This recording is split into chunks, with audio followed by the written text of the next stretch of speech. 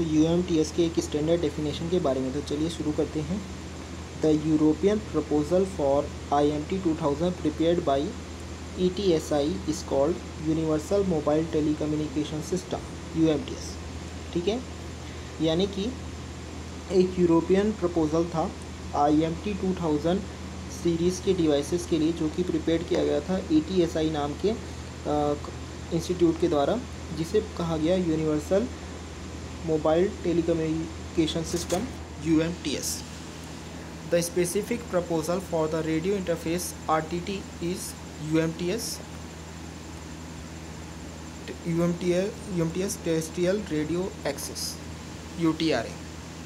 एक specific proposal था RTT के लिए, यानी कि रेडियो इंटरफेस RTT के लिए, जो था UMTS टेरेस्ट्रियल रेडियो एक्सेस, जिसे आज के समय में कहा जा रहा है यूनिवर्सल टेरेस्ट्रियल रेडियो एक्सेस।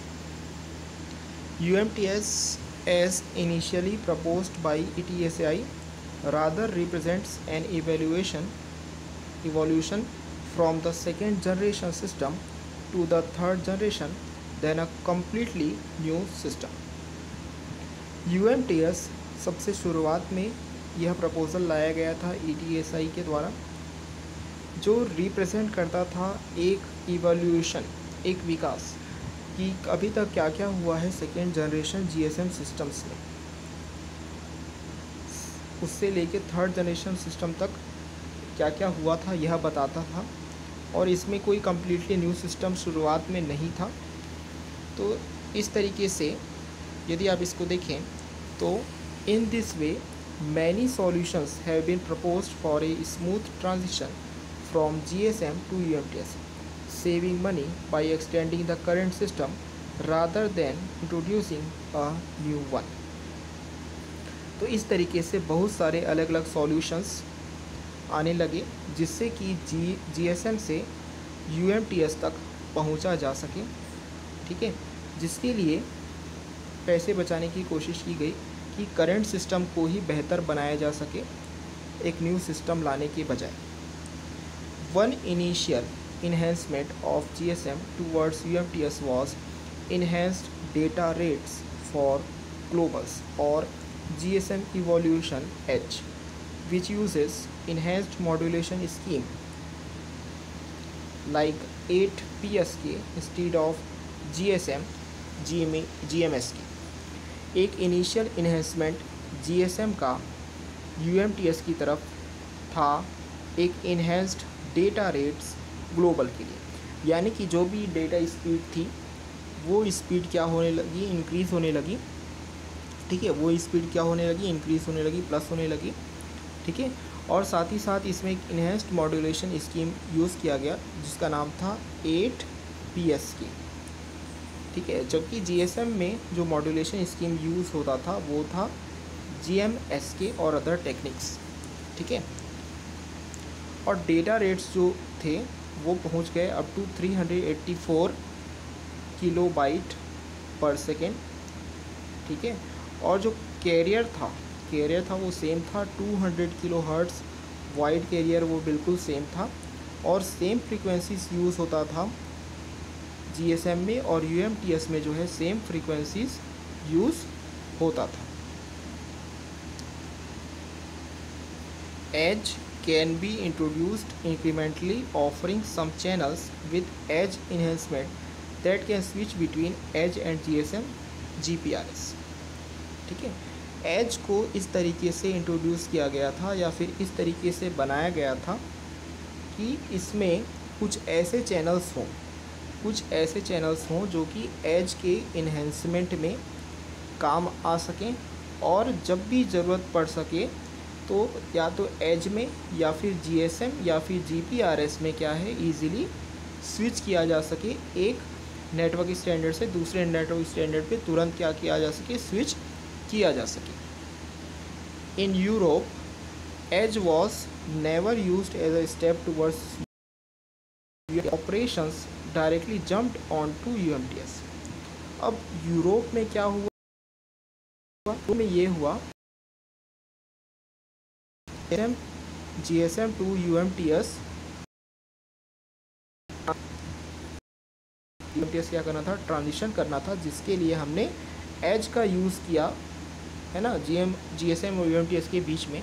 लेकिन यूरोप में क्या हुआ, यूरोप में डायरेक्टली जीएसएम से यूएमटीएस का यूज़ हुआ है ना, बीच में एज का यूज़ नहीं हुआ। However EDGE can also be applied to the US IS 136 system and may be a choice for operators that want to enhance their 2G systems। ठीक है, यूएस में भले ही एज का यूज़ उतना ज़्यादा नहीं हुआ, लेकिन एज का यूज़ यूएस सिस्टम जैसे कि सिस्टम्स में किया, और इन एज का जो मेन चॉइस था के लिए यूज़ करने का, अपने जो भी उनके 2G सिस्टम्स थे, उन सिस्टम्स को क्या करना चाहते थे, एनहेंस करना चाहते थे या फिर इम्प्रूव करना चाहते थे। Besides enhancing data rates, new addition to GSM like customised application for mobile enhanced logic, जिसे हम शॉर्ट में बोलते हैं CAMEL, introduce intelligent network support. Data rates को बढ़ाने के साथ कुछ customise application for mobile enhanced logic आया, जिससे कि नेटवर्क सपोर्ट जो है वो इंक्रीज हुआ। Supports for example BHE for subscribers. Introduction हुआ, कैमल का इंट्रोडक्शन हुआ, अच्छा नेटवर्क सपोर्ट मिलने लगेगा। अब इस सिस्टम के सपोर्ट मिलने से क्या हुआ कि वर्चुअल होम एनवायरनमेंट बनने लगा। जो भी सब्सक्राइबर किसी न किसी पर्टिकुलर नेटवर्क में कुछ समय के लिए विजिट करते थे, जिसे हम टाइप्स बोलते थे, तो उनके लिए एक वर्चुअल होम एनवायरनमेंट क्रिएट होने लगा, जिससे कि वो नेटवर्क के डिफरेंट सर्विसेज को ईजिली एक्सेस कर सकते थे।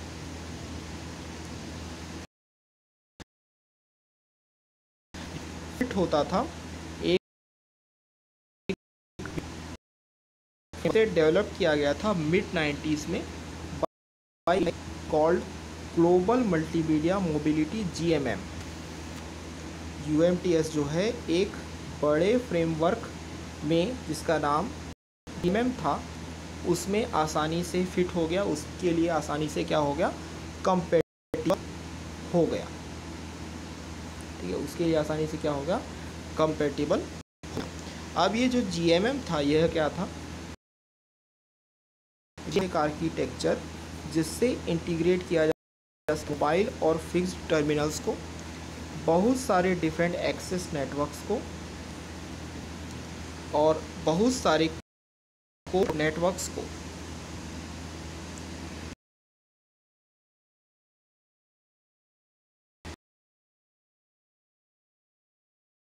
और UMTS द रेडियो इंटरफेस की रिक्वायरमेंट्स जो थे वो थे minimum data rates of 144 kilobyte per second rural outdoor access के लिए, और मैक्सिमम स्पीड थी इसमें 500 किलोमीटर पर आवर। सब अर्बन आउटडोर जो था वो यूज़ करता था मिनिमम 384 किलोबाइट पर सेकेंड, जिसे अचीव किया जा सकता था with the goal of 512 kilobyte per second at 120 kilometre per hour. Indoor of city use के लिए रिलेटिवली शॉर्ट रेंज थे, जो कि थे up to 2 megabyte per second, और रिक्वायर्ड था at 10 kilometre per hour walking. UMTS को कुछ bearer services, real time services और non real time services, circuit और पैकेट स्विच ट्रांसमिशन और बहुत सारे डिफरेंट डेटा रेट्स भी प्रोवाइड कराने पड़ते थे। ठीक है, हैंडओवर भी पॉसिबल हो सकता था UMTS सेल्स में, लेकिन UMTS और GSM और सैटेलाइट नेटवर्क्स के बीच में भी अवेलेबल हो सकता था। सिस्टम्स जो हैं वो कंपेटिबल होने चाहिए थे GSM के साथ, ATM IP या फिर ISDN बेस्ड नेटवर्क के साथ। असिमेट्रिक बैंडविड्थ को रिफ्लेक्ट करने के लिए, to reflect the asymmetric bandwidth needs of typical users.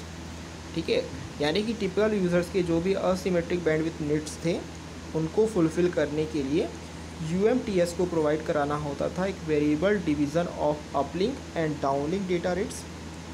Finally UMTS जो है वो फिट हो गया IMT 2000 फ्रेमवर्क में, जो कि इसके सक्सेस का सबसे महत्वपूर्ण कारण बना। जैसे जैसे ग्लोबल UMTS अप्रोच होने लगा वैसे वैसे एक रियलिस्टिक अल्टरनेटिव बन गया यह इनिशियल स्टेजेस के लिए, जिसमें कि UMTS सेल्स जो है सिटीज़ में प्रोवाइड करा सकते थे एक सबसेट ऑफ सर्विसेज। बहुत सारे कंपनीज और इंटरेस्टेड ग्रुप ने UTRA के प्रपोजल्स में इंटरेस्ट दिखाया, जिससे कि ESI सेलेक्टेड हुआ UMTS के लिए जनवरी 1998 में। फॉर द पेयर्ड बैंड, जिसमें यूज़ होता था एक FDD as a duplex mechanism, तो ETSI ने अडॉप्ट किया WCDMA यानी कि wide band CDMA। For the unpaired band इस यहाँ पर यूज़ किया गया TD-CDMA। पेयर्ड बैंड जो था वो टिपिकली यूज़ होता था for public mobile network providers, जबकि अनपेयर्ड बैंड जो है वो ज़्यादातर यूज़ होता था लोकल और इंडोर कम्युनिकेशन के लिए। तो यहाँ पर IMT 2000 फैमिली जिसमें कि UMTS का यूज़ हुआ, उस IMT 2000 फैमिली का क्या हुआ।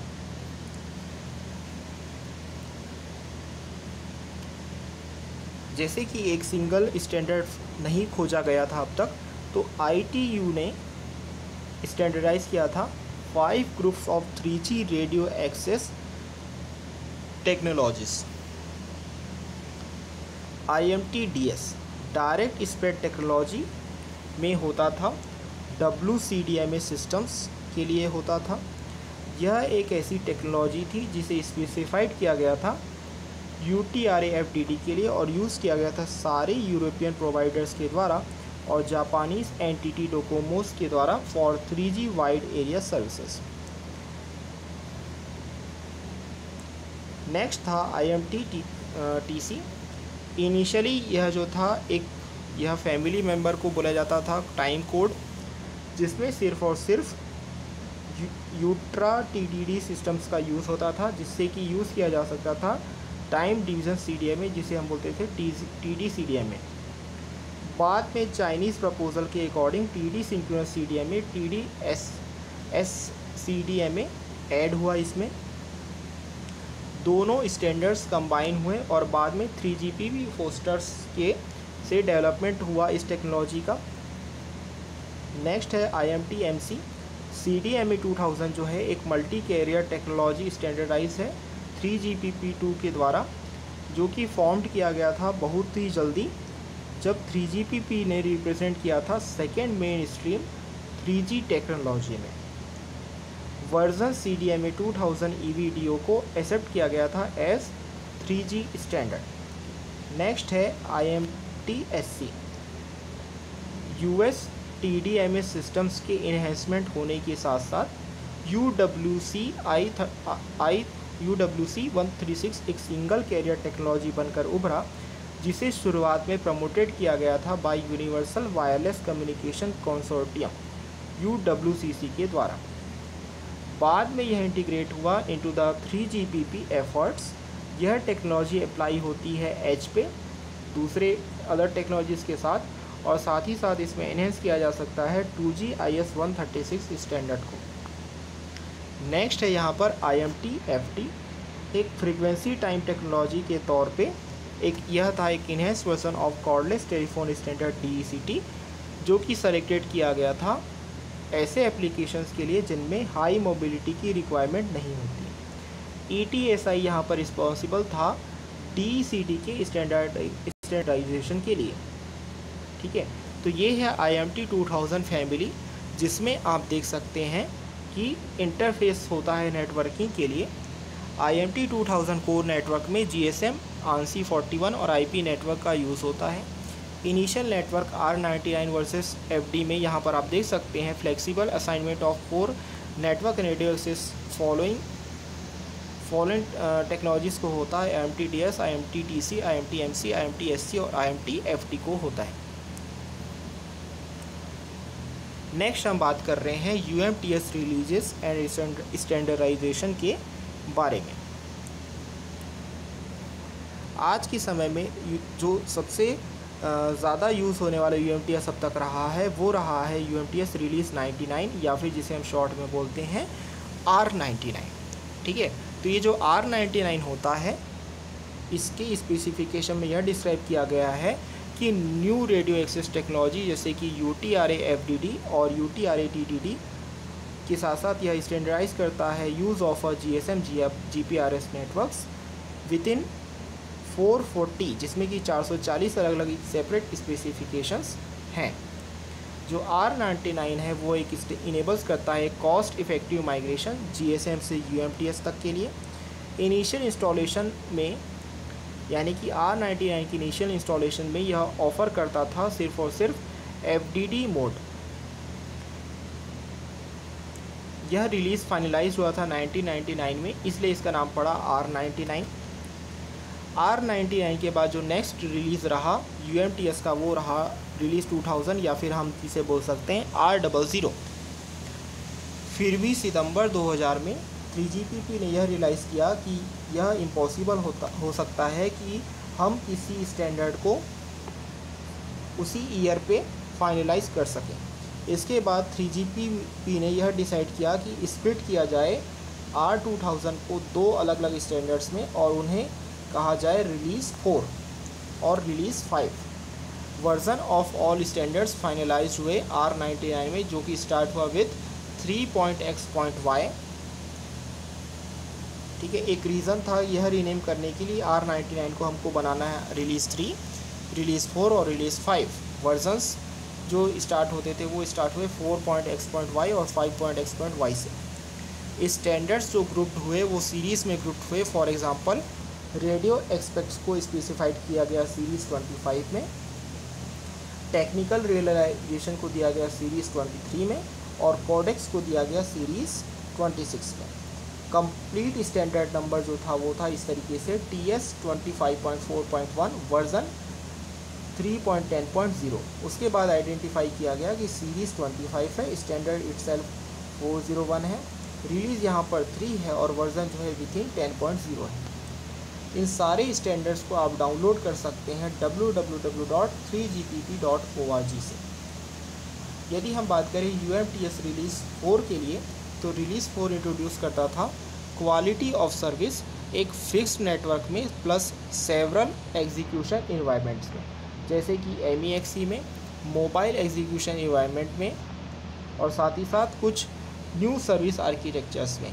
इसके अलावा चाइनीज़ प्रपोजल TD-SDM में एडिट किया गया था as low chip rate option to UTRA FDD, जिसमें सिर्फ और सिर्फ 1.28 M chips per second occupy करते थे ओनली 1.6 मेगाहर्ट्ज़ बैंडविड्थ को।